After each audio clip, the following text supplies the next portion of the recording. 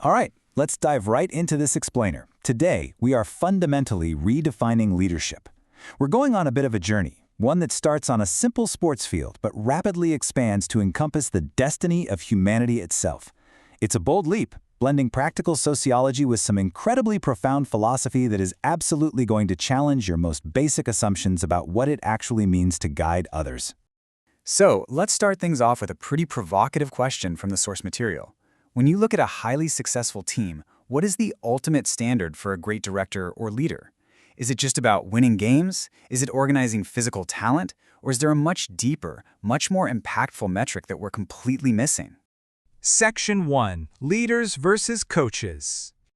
The speaker argues that society urgently needs true leaders to drive meaningful change, but we constantly confuse them with mere coaches. Now, a coach is someone who teaches you how to play the game, right? They focus heavily on physical skills, strategy, and simply beating the competition. But a leader actually guides your entire life. They shift the paradigm so that competitors aren't just obstacles to crush, they become partners who help us grow. It's a massive, fundamental shift in mindset. Section 2. The EPAN and SAPAN. To really understand how these leaders operate in the real world, the lecture introduces a highly unique sociological framework. First, we have what's called the EPAN. Think of these individuals as indirect public figures. They are the thinkers, the creators, the ones who possess specialized knowledge, skills, and talents. We're talking scholars, researchers, or even sports directors. The key characteristic here is that the EPAN rely on financial backing from others to do their work. Because their primary focus is on honing their craft, they require a mentor to guide them on how to properly apply their profound knowledge to actually benefit society. Now, on the flip side of that, we have the SAPAN. The SAPAN are the direct public figures. They're the operators who actively run organizations and employ the talents of the EPAN. Think business owners, corporate chairmen, or even everyday market vendors.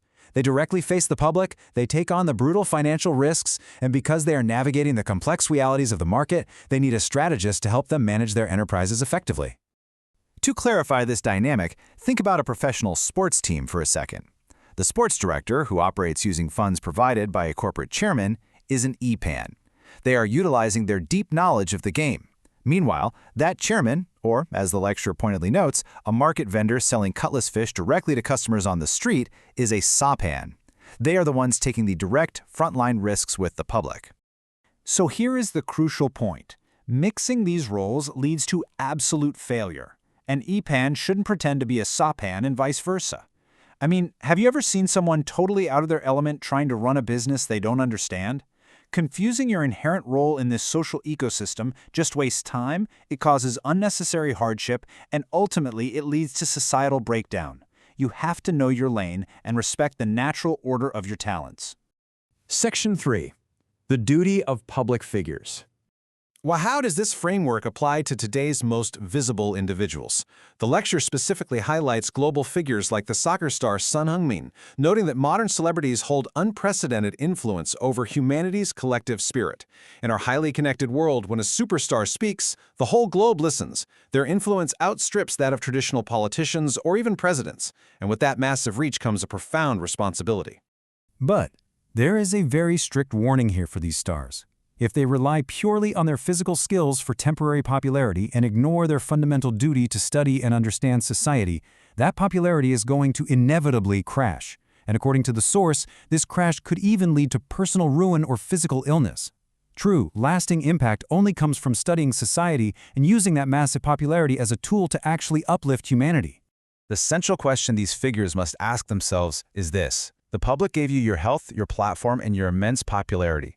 So what are you going to give back to society? The source stresses that society and the public literally nurture these talents. Therefore, athletes and stars must constantly ask themselves how they can repay that massive public investment. It is definitely not a one-way street. Section 4. The Hongik Ingan philosophy. This brings us to the traditional concept of Hongik Ingan, a philosophy all about broadly benefiting humanity. The speaker outlines a 4-step mantra that leaders must internally chant long before any physical drills even take place.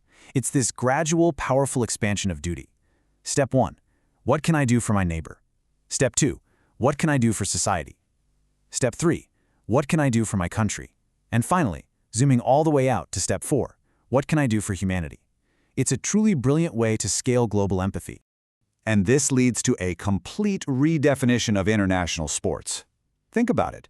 Sports are merely a tool to approach society. International matches aren't just about bringing home a shiny trophy or bragging rights. They are educational missions. They are explicitly designed to teach global awareness and foster human connection. Popularity is simply a platform provided to you so that you can change the world for the better. Section 5. A mission for humanity. Okay, now we are zooming way out to an intense macro perspective. Impartially exploring the speaker's worldview here, the lecture asserts that the Korean people are Chan-san, which translates to descendants of heaven. The claim is that they have absorbed massive amounts of global energy to grow into their current societal position. And because of this cosmic and historical investment, they now face a strict, unavoidable mandate to love and lead humanity, or else face heavenly punishment. According to this highly spiritual framework, we are entering a brand new spiritual era. The source claims that global deities are currently converging at major Korean landmarks like Baekdu Mountain, Tabaek, and Gyeongbokgung Palace. In response to this profound spiritual shift, the lecture demands that social parents, wise, guiding parental figures, must emerge. These social parents are meant to guide society and literally create the policies that politicians will follow, fundamentally shifting how governance works from the ground up. To emphasize the absolute urgency of this mission, the speaker makes a really profound metaphysical claim. This is the final reincarnation for these individuals. Because it is the final cycle, there is absolutely zero time left for selfish pursuits or trivial matters. You must burn brightly, dedicating your final existence entirely to the progression of all humanity. Which brings us to the end of this explainer and leaves us with the ultimate philosophical challenge. Regardless of how you view the specific spiritual claims we just unpacked, the underlying question remains incredibly powerful and universally applicable to all of us. What will you do for society today? How are you going to take your unique talents, your platform, and your energy and use them not just for yourself, but to serve the broader world? It certainly makes you rethink what true leadership looks like, doesn't it?